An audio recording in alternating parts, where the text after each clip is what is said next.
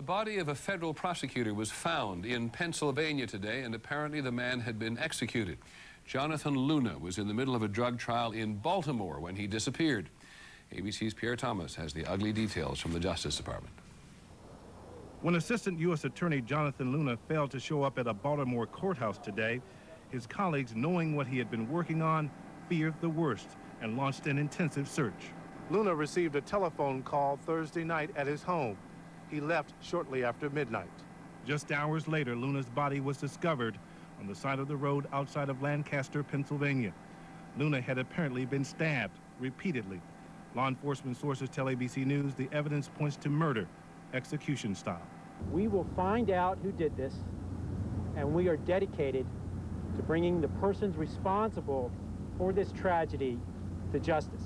Luna was in the fourth day of a trial targeting what he had described as a violent heroin ring, allegedly run out of a Baltimore recording studio known as Stash House Records.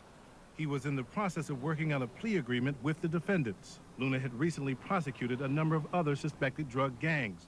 Tonight, the FBI is poring over all of Luna's recent cases. This is an attack, if indeed this is a job-related murder. It's an attack on the integrity and the functioning of the criminal justice system itself. It really is the equivalent of terrorism. Threats against federal prosecutors are fairly common.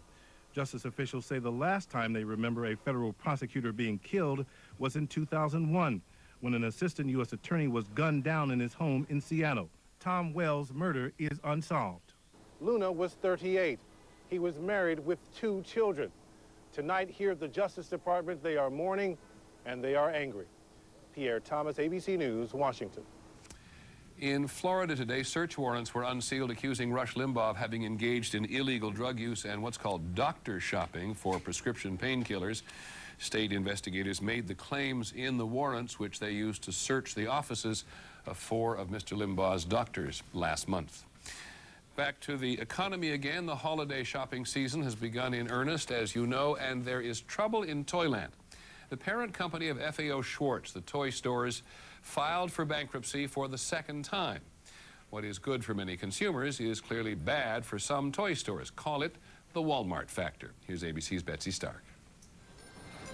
Outside FAO's flagship store in Manhattan, some shoppers were wistful about the prospect of the retailer closing its doors. Welcome to FAO. It's a huge draw to the city. I mean, kids, people coming from all over the world to see it. I mean, it's the coolest place for kids, right? Hello! For 140 years, it has been the Tiffany of toy stores, familiar to filmgoers as the place Tom Hanks taught his boss about fun in the movie Big. But fantasy and nostalgia don't sell toys in today's cutthroat retail environment. Low prices do. And even those who come to look at FAO Schwarz are more likely to buy at Walmart.